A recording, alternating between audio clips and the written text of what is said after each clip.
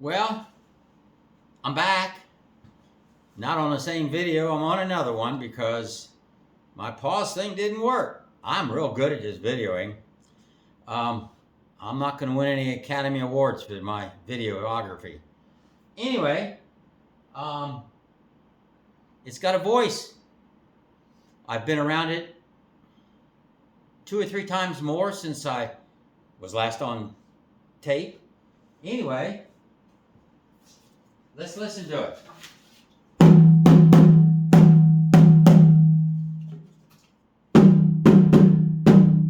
So, it sounds pretty decent. I'm happy. So, I'm going to tie it off for now. And I'll show you how I tie it off. I might put it in what I call dune diamonds. For those of you who are not familiar with diamonds, normally on a djembe you just you twist 2 ropes and it kind of makes a diamond, and you go around as many times as you need to, because every time you twist the ropes, it shortens the rope, tightens the head.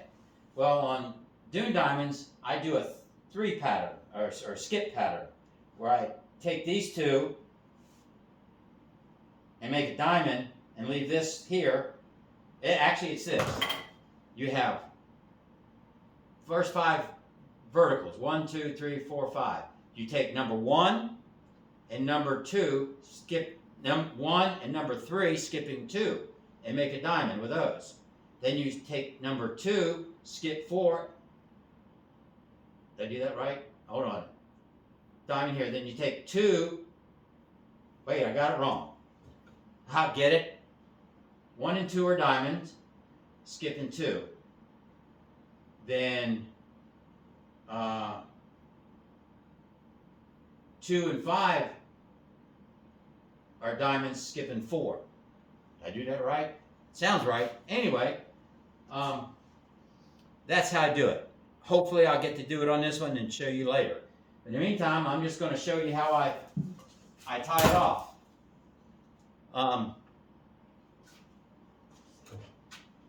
First thing I'm going to do is clamp off the knot. I just use a pair of pliers and go across the loop. That's not very tight. It's still not tight. Okay. I think I can just pull this. Oh, first of all, I want to show you something. When I started, I only had just a little bit of slack. Well, this is how much slack I've gotten by going around 3 times. Anyway, we're just going to tie a knot here. Well, let's just untie it.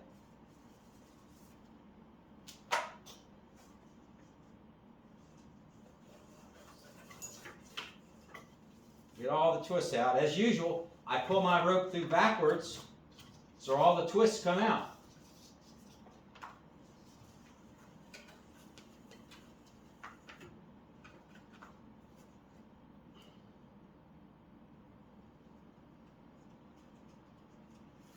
Let's put a couple of half hitches in.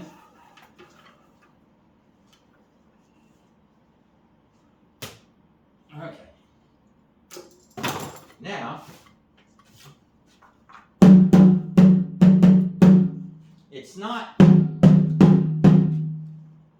don't know how well you can hear it, it's not really a kinkini sound.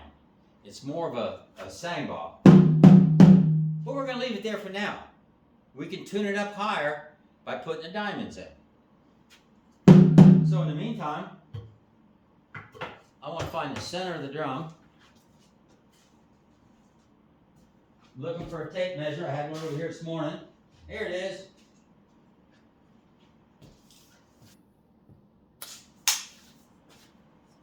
This drum is about 20 inches, so 10 inches is the center.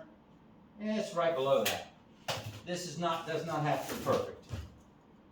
How am I going to do this? We're just going to, don't pull that tight. We'll just go around it like this. This is just a place to put the rope for now, just to make it look neat. And we can actually use it for a handle, which I'm probably going to do. Right there.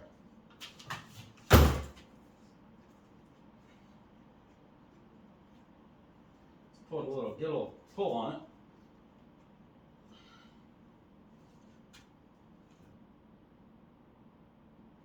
Let's see. I never know what I'm doing when I'm doing this. I just make it up as I go. Come on, get through there.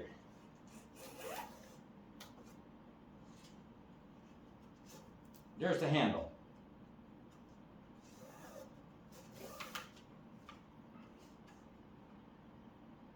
No, I don't like that.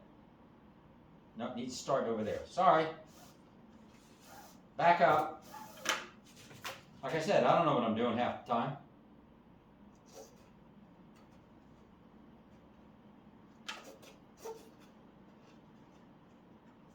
Let's try this again.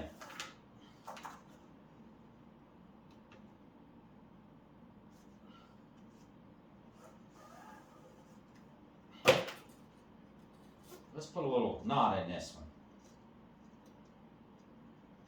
Maybe that'll sturdy things up.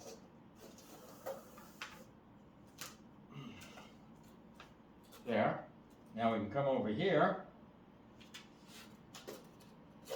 Come around vertical. The vertical's kind of tight.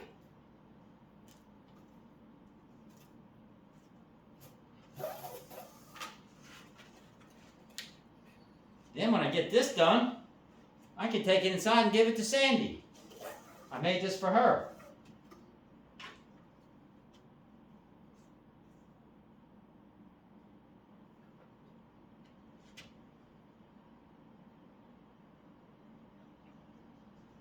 I'm not sure how I'm doing this.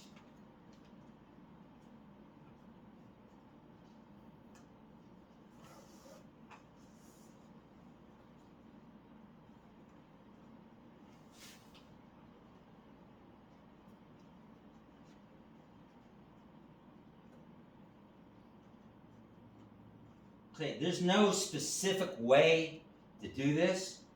It's whatever works for you. This is how I do it this time. I might do it different next time.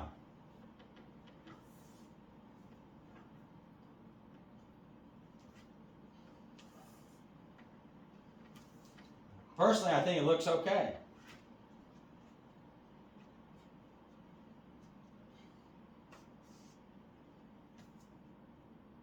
It's not quite enough rope to go around again for one more loop, so we'll just tie it off right here.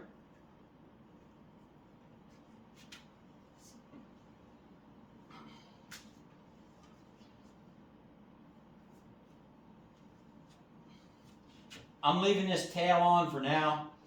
That'll get cut off later until when I know I'm for sure. But here we go.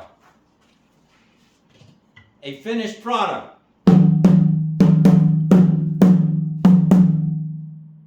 And that's the day in the life of Shorty. It's 11:30. I'm there. I'm going to go eat lunch.